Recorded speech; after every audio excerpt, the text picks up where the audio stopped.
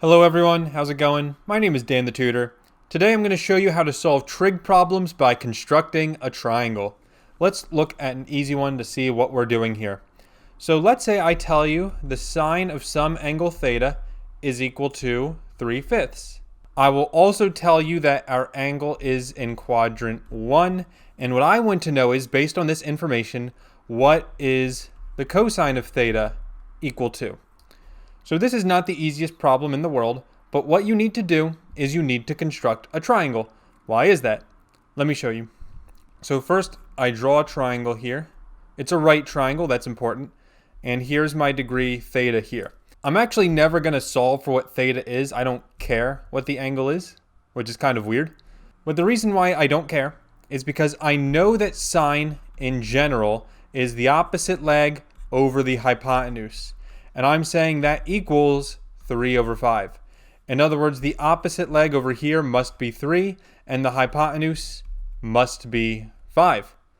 So if I want the cosine, remember that the cosine of theta is just equal to the adjacent over the hypotenuse because of SOHCAHTOA. And to find that adjacent leg, well, I'm going to have to use Pythagorean theorem, our favorite. So in other words, a squared plus b squared equals c squared. It doesn't matter what you choose for a and b. So I'll say a squared plus 3 squared equals 5 squared. The hypotenuse has to be the 5 squared. Has to be. So I get a squared plus 9 equals 25. A squared equals 25 minus 9 is 16. Take the square root of that. A equals 4. Technically should be plus or minus 4, but I'm just going to ignore the negative because I just really want a positive answer right now. And so I get 4. So then the answer should be, for cosine theta, should be the adjacent side, which is 4, divided by the hypotenuse, which is 5, and there's our answer. Except, you need to be very, very, very, very careful, because what quadrant are we in? It says we're in quadrant 1. Cosine is positive in quadrant 1. Phew, that was close. We almost got the wrong answer. So luckily, this is the right answer. By the way, for instance, if this said quadrant 2, where cosine's negative, the answer would just be negative 4/5. So not a big deal. So here's the next one. Let's say the cosine of theta is equal to negative 1/3. I will tell you that we are in quadrant 3. And what I want to do is I want to find the tangent of theta. So once again, all I need to do is draw a right triangle like this. And since I have cosine, remember cosine is adjacent over hypotenuse, which means my adjacent leg is the 1. Even though it's negative, I just ignore the negative for right now. I don't care. But the adjacent is 1, the hypotenuse is 3. And now if I want to find the missing leg, here's what I do. Pythagorean theorem.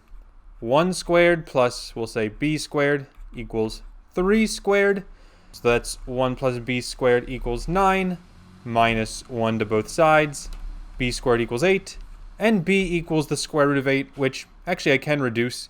The square root of 8 reduces to root 4 and root 2. And so what I get is b equals 2 root 2, because the square root of 4 is 2. So that's the missing side, 2 root 2 right here. And if I want to find the tangent, well then the tangent, that's just going to be the opposite over the adjacent. However, what quadrant are we in? We're in quadrant 3. Tangent is positive in quadrant 3. So even though cosine was negative, since we're in quadrant 3, tangent is positive. So that means my final answer is just going to be opposite 2 root 2 over the adjacent, which is 1. So the answer is 2 root 2. Excellent. By the way, if I did want to find the cotangent for this problem, remember that cotangent is the reciprocal of tangent. In other words, that's adjacent over opposite, which would be 1 over 2 root 2. If you have this, then you need to rationalize your answer, because we can't have square roots in the denominator. And what rationalizing means is you multiply by the square root of 2 over square root of 2, because that's what the square root is. You don't multiply by 2 root 2, just the root 2. So then the numerator will become root 2. The denominator will become 2 times root 2, which ends up being 4. And that's because root 2 times root 2 is 2, and 2 times 2 is 4. So it looks like I get root 2 over 4. That cannot simplify. That's our answer for cotangent. So let's just do a couple more of these. The next one I'm going to make tricky. Let's say I have the secant of x is equal to 4, and I'm going to tell you the sine of x is less than 0. What I would like is the tangent of x. So notice for this one, I didn't tell you what quadrant we're in, but we can actually figure it out. So first, constructing my right triangle. Here's my angle x. Remember that secant is equal to the hypotenuse over the adjacent, and that's because it's the reciprocal of cosine, cosine being adjacent over hypotenuse. So it looks like my hypotenuse is definitely 4, but I don't have a denominator, so what's my adjacent? Well, technically that's 4 over 1, so your adjacent side is just 1, and that's how you do that. So then again, a squared plus b squared equals c squared. 1 squared plus b squared equals 4 squared. 1 plus b squared equals 16. Subtract 1 from both sides, you get 15. And it looks like b equals the square root of 15, which does not reduce. So you just get square root of 15. So now if I want to find the tangent of x equals the opposite over the adjacent. So opposite root 15 over adjacent 1. And there we go. Wrong, because we forgot the quadrant. You cannot forget the quadrant. So what quadrant are we in? We know that secant is a positive answer, which secant is like cosine, so it either means we're in quadrants 1 or quadrant 4, because that's the only place where secant is positive. But it says sine is less than 0. That's negative. And sine is only negative in quadrant 4, at least out of these two. So that means we are in quadrant 4. Tangent is negative in quadrant 4. So my answer is actually negative root 15 over 1. I'm just going to write negative root 15 because that looks a lot nicer. And now let's just do one more. Let's say I know the cotangent of theta is equal to negative root 2 over 2. And I know that the cosine of theta is less than 0. I would like to find the cosecant of theta.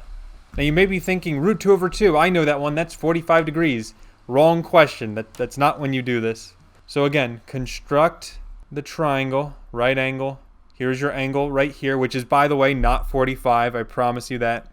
We know cotangent is the same thing as the adjacent over the opposite leg. So that means my adjacent leg right here is my root 2, and the opposite leg is just 2. And now I need to find the hypotenuse by using Pythagorean theorem. So a squared plus b squared equals c squared. So root 2 squared plus 2 squared equals c squared. Root 2 squared, that's just going to become 2, plus 2 squared is 4 equals c squared. I would say 2 plus 4 is 6 equals c squared. So c just equals the square root of 6. There's my hypotenuse. And now if I want to find cosecant, remember that cosecant is just the reciprocal of sine. So in other words, that's hypotenuse over the opposite. Looks like I'll get root 6 over 2. So root 6 over 2. That does not reduce. But hold on. Is it positive or negative? What quadrant are we in? So it says cotangent is negative, and cotangent is only negative, just like tangent, in quadrants 2 or quadrant 4. So it's one of these two. And it also says that cosine is less than 0, which means that's negative. And cosine is only negative in quadrant 2 out of these two options. So it looks like we're in quadrant 2. Cosecant is positive in quadrant 2 because sine is positive in quadrant 2 and they're reciprocals. So that means the answer is positive root 6 over 2. And there's our answer. Again, if I wanted the sine of theta, that's where you take the reciprocal of the cosecant. So it's 2 over root 6. But then you have to rationalize it because we don't like square roots in the denominator. Multiply by root 6 over root 6. Numerator becomes 2 root 6. Denominator becomes, that would just be 6 without the square root. This actually does reduce because the 2 cancels with the 6 to become a 3 in the denominator. And our final answer is root 6 over 3. And there we go. So thank you all for joining me today. That's it on the trig problems with the triangle. If you have any questions, please post them in the comments below. Thank you all for watching, and I'll see you in the next video. Take care, and bye-bye.